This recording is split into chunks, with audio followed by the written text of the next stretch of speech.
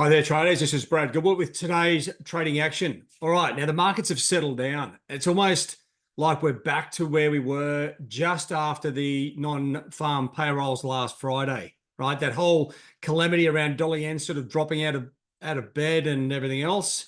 If I just come and have a look at the charts, the dollar yen was just above this trend line pre non-farm payrolls, and broke down. And then we saw all the craziness sort of unfold from there, especially Monday, and you wait for these things, they settle down pretty quick, right? But we have seen a lot of carnage. There'll be a lot of pain in these moves.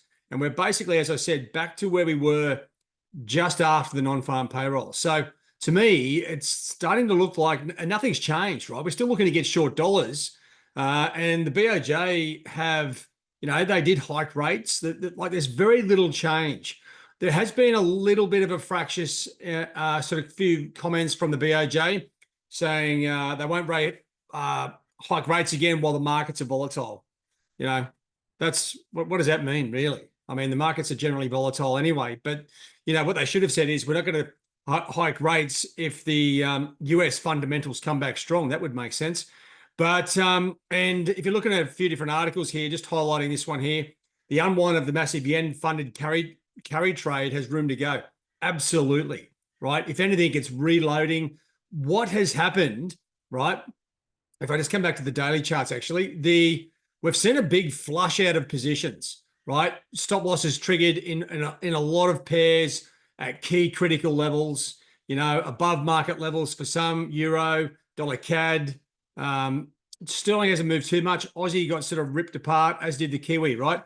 A big flush out. And this actually is not a bad thing, especially if you're not involved in losing money, because what it does is it's like a fire going through the forest. Everything has room to grow fresh from here.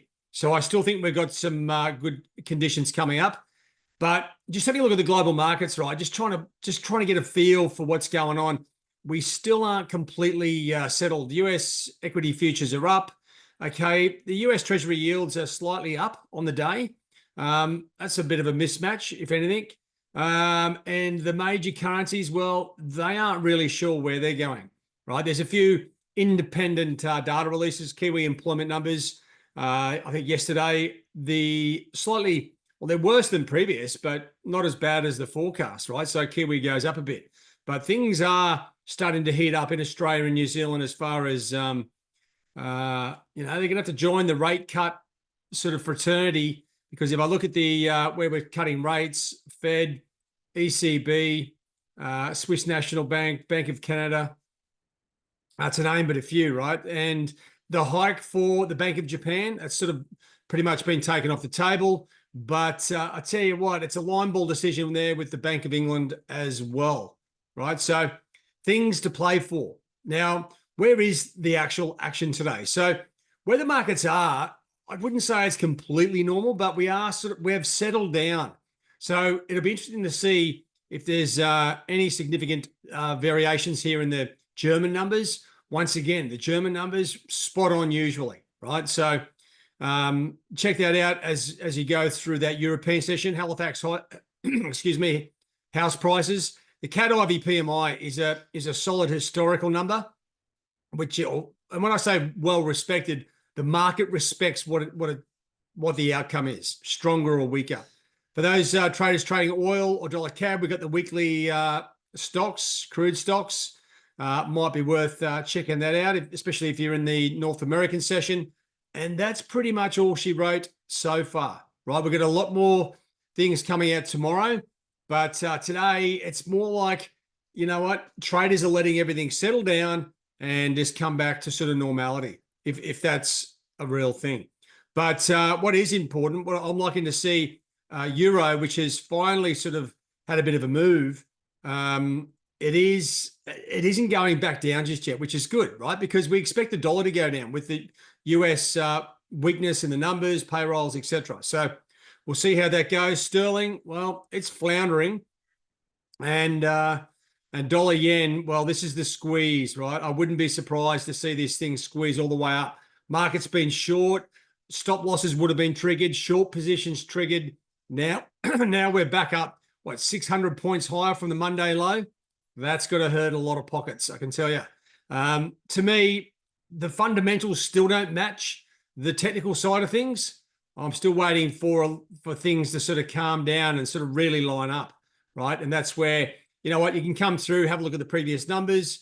Like you think here, I know Kiwi's gone up, participation rate. Look at this. People are scrambling to try and make some money. Okay. Jobs growth up 0.4%, unemployment rate at 4.6. Prior number was 4.3. But the fact is, it was lower than the actual forecast. So it goes up. And you know what? The last number was revised higher as well. So anyway, that sort of shows me that, you know, some things just don't make a lot of sense. But we'll see how it plays out. Just give it another day. More fundamentals coming out. It's one of those weeks where when you do get a crazy move, this is the sort of thing you get. And dollar CAD, right? You know, the CAD strengthening with Aussie, like with the commodities, but oil's back at 73 bucks. If anything, I'd be watching dollar CAD because this could very easily flick around back to the back up, I should just say. The dollar doesn't really want to go up, but this is going to be a weak CAD situation more than a stronger dollar. Anyway, guys, I'll stop my rambling and we'll get on with things. As I said, a bit of a strange week. You see those moves Monday, you usually back away from the market and think about, you know, maybe have a look Wednesday, Thursday, maybe Friday, but or next week for that matter. All right, guys, have a good one. All the best. Cheerio.